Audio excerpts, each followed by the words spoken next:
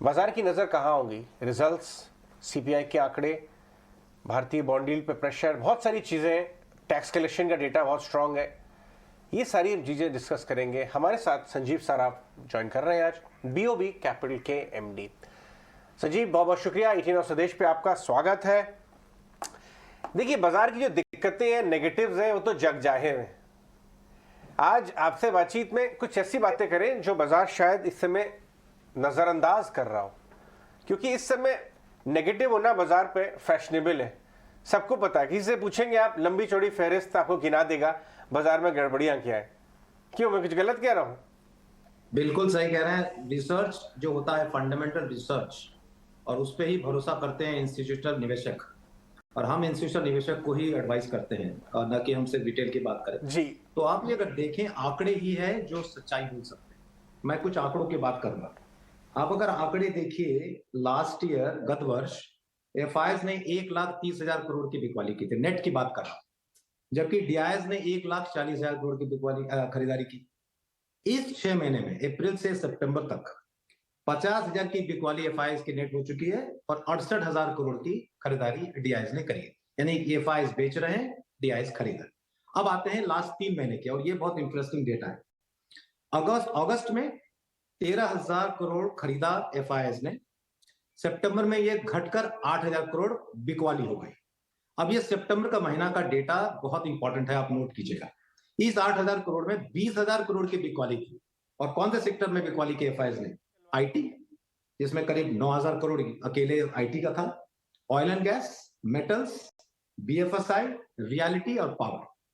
अब खरीदारी भी उन्होंने की, इसलिए 20,000 करोड़ नहीं होके करीब 8,000 करोड़। एफएमसीजी में खरीदारी की, टेलीकॉम में खरीदारी की, कंज्यूमर में खरीदारी की, कैपिटल गुड्स में खरीदारी की और हेल्थ केयर में खरीदारी की। तो अब आप कहेंगे कि आईटी सेक्टर में बिकवाली है, लेकिन मैं अगर कहूं कि आईटी सेक्टर को जो बेनिफिट मिलेगा रुपये का डिप्रिसिएशन से, उसका इंपैक्ट थोड़ा लैग होता है, एक क्वार्टर 2 क्वार्टर में आता है। तो हम अब सब सोच रहे हैं, और ये हमें नहीं बोलना चाहिए कि क्या हुआ, अर्निंग सीजन में हम आ गए हैं, और अर्निंग सीजन में जब हम देख रहे हैं कि IT sector, specially large cap की बात करें, अगर उनकी गाइडेंस अच्छी होती है, अमेरिकन इकोनॉमी का अगर जो हेल्दी रुख चल रहा है, फेड कर कोशिश कर रहा है, वो अगर इंप्रूव हुआ, तो मैं समझता हूं इसका फायदा आईटी सेक्टर को होगा। और अभी जो भी लोग खरीद रहे हैं, डीआईएस भी जो लोग खरीद रहा है, तो बाय ऑन डिप्स, जो हम इंस्टीट्यूशनल इन्वेस्टर्स को कहते हैं, वो दिखाई दे रहा है। जो आज आप देख रहे हैं, आज मार्केट में हुआ है, वही होगा कि चूंकि लार्ज कैप की वैल्यूएशंस काफी डिप हुए, मिड कैप की बात नहीं करूंगा, लार्ज कैप वैल्यूएशंस काफी डिप हुए, इसीलिए जो भी कंपनीज अच्छा करने वाली हैं और अच्छा करती आई हैं, उस पे मेरे हिसाब से बाजार का रुख अच्छा है। Absolutely mister Saraf, good afternoon. सही कहा आपने इस वक्त, और इनफैक्ट अजय भी जो ऑब्जर्वेशन बता रहे हैं कि नेगेटिव्स या माइनसेस कई सारे दिखेंगे, लेकिन ऐसे बाजार में भी पॉजिटिव्स या कह सकते हैं कि अपॉर्चुनिटीज जो है उन्हें ढूंढना चाहिए। रिजल्ट सीजन की बात की हमने, रिजल्ट स्पेसिफिक अगर देखें, क्योंकि आज से ही रिजल्ट सीजन की शुरुआत भी होने जा रही है, सेक्टर स्पेसिफिक अप्रोच कैसे देख रहे हैं आप, और इंडेक्स स्पेसिफिक, क्योंकि मिड कैप से इस वक्त अनुमान यह है कि अच्छे नतीजे आते हुए दिखेंगे, पर्टिकुलरली अगर इंडेक्सेस के वाइज देखने की कोशिश करें, और उनमें भी सेक्टर्स कौन से हैं जो आपके रेडार पर हैं? बिल्कुल, जैसा ही आपने एफआईएस का भी रुख देखा, वो अच्छे सेक्टर्स को देखते हैं, और जो सेक्टर्स अच्छा नहीं करेंगे उसको बिकवाली करते हैं। और आपने देखा आईटी सेक्टर इसलिए बिकवाली में था, लेकिन वापस जो रुख बदल रहा है उसको देखते हुए हम आपको कुछ फिर आंकड़े बता रहे हैं। कार सेल्स बढ़ रहे हैं, रूरल डिमांड बढ़ रहा है, जीएसटी का कलेक्शंस बढ़ रहा है, ई कॉमर्स का फेस्टिव सीजन में आपने पिकअप देखा। सो बिल्कुल करेक्ट है कि consumer sector, FMC sector, capital goods of course थोड़ा लैग होता है, बट ये सारे के सारे कंजम्पशन सेक्टर्स काफी अच्छा करने का है। मैं आपको एक और आंकड़ा देता हूं क्रेडिट कार्ड्स का, जो कि क्लियर कट ये बताता है कि आदमी कहां खर्च कर रहा है। पिछले 2 महीनों से 1 लाख करोड़ पर महीने की खरीदारी हो रही है क्रेडिट कार्ड की, बने कंजम्पशन। इस बार जो हमें आंकड़े मिल रहे हैं उससे शायद 1,20,000 या 1.25 लाख करोड़ तक हो सकता है। तो अगर कंजम्पशन बढ़िया हुआ तो consumer sector number 1। FMCG banking sector में भी आप देखिए, जो भी इंश्योरेंस रिलेटेड है या क्रेडिट कार्ड सेगमेंट रिलेटेड है, उनका स्पेसिफिक बहुत फायदा होगा। और बाकी तो ऑफकोर्स बैंकिंग में भी काफी लोन्स, जो रिटेल लोन्स हैं, उनकी भी अगर बढ़ोतरी होती है तो वो फायदा बैंकिंग सेक्टर को मिलेगा। यानी कि हम टॉप अगर 2 सेक्टर की बात करें तो कंजम्पशन सेक्टर और बीएफएसआई सेक्टर, और उसके बाद आईटी सेक्टर में क्वेश्चन मार्क है, लेकिन रुख अच्छा है, यही हम कह सकते हैं। बेयरिश अगर सेक्टर की बात करें तो एनर्जी सेक्टर उभर कर आता है, जहां पे अभी फिलहाल जो रुख है वो बेयरिश है।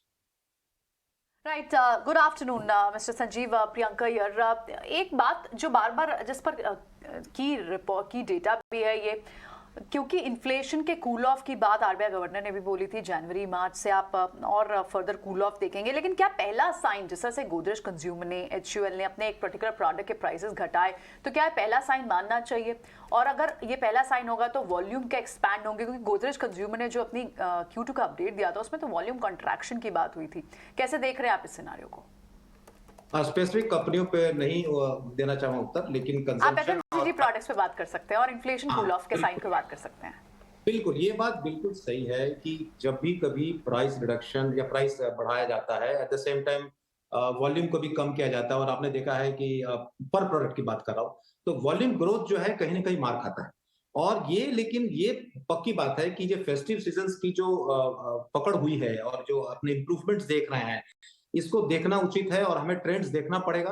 अभी थोड़ा वक्त है, अपने को ये जो अर्निंग सीजन है इसे देखना चाहिए, और उस अर्निंग सीजन को देखने के बाद ही, लेकिन ये बेशक हम कह सकते हैं कि कंजम्पशन सेक्टर में हमें बहुत अच्छा लगता है, और अक्रॉस सेगमेंट जो लार्ज कैप अच्छी कंपनीज हैं उस पर कोई हमें प्रॉब्लम नजर नहीं आती। थोड़ा ये फीडबैक शेयर करें कि आपकी जो बातचीत या आपकी टीम की जो बातचीत हो रही है अपने क्लाइंट से, सबसे ज्यादा क्यूरोसिटी, जानकारी जिसे कहते हैं, लेने की उत्सुकता कौन से सेक्टर के बारे में है? सबसे ज्यादा सवाल कौन से सेक्टर के बारे में आ रहे हैं?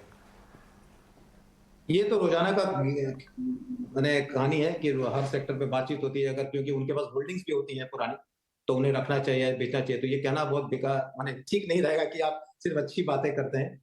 हमें ये भी बताना उचित है कि क्या लॉन्ग टर्म व्यू होता है। मैं आपको बताना चाहूंगा कि मार्केट में एक बहुत बड़ा गलतफहमी ये होती है कि हम आज का मार्केट को देख के हम स्टॉक मार्केट की बात करते हैं। हम ये कह रहे हैं कि इकोनॉमी हमारी 7% से ग्रो करेगी, चाहे वर्ल्ड बैंक 6.5% पे है, लेकिन इस विश्व की सबसे बड़ी ग्रोइंग इकोनॉमी इंडिया है। इसीलिए कहीं ना कहीं मार्केट में कुछ ना कुछ उतार चढ़ाव होता रहेगा। अगर दिसंबर में बिकवाली होती है एफआईएस की, सबको पता है कि वो प्रॉफिट बुकिंग करते हैं। दिसंबर के पहले नवंबर में फेड की एक इंक्रीज होगी, उसके चक्कर में हमें आरबीआई में भी कहीं ना कहीं कुछ इंक्रीज होगा, आपको सब पता है। तो कहीं ना कहीं हमें लगता है नेगेटिव एस्पेक्ट्स हैं, लेकिन जो रेजिलियंस है हमारी इकोनॉमी की, जो हमारी ग्रोथ है इकोनॉमी को, उसको मद्देनजर रखते हुए मेरे हिसाब से जो आपने क्वेश्चन का उसका आंसर ये है कि consumer sector, IT sector, BFSI, ये काफी फोकस में है। फोकस का मतलब ये नहीं कि आप खरीदारी करें, but by on tips IT sector जो मैंने कहा वो जरूर है, और नेगेटिव में जो है energy sector. Absolutely Sanjeev ji, आपका बहुत शुक्रिया हमारे साथ जुड़ने के लिए, सवालों के जवाब देने के लिए, मार्केट का आउटलुक आपका जो है हमारे साथ शेयर करने के लिए। Have a nice day to you. तो ये थे संजीव सराफ अपनी बाजार पर रणनीति, स्ट्रैटेजी एनालिसिस हमारे साथ शेयर करते हुए। लेकिन चलिए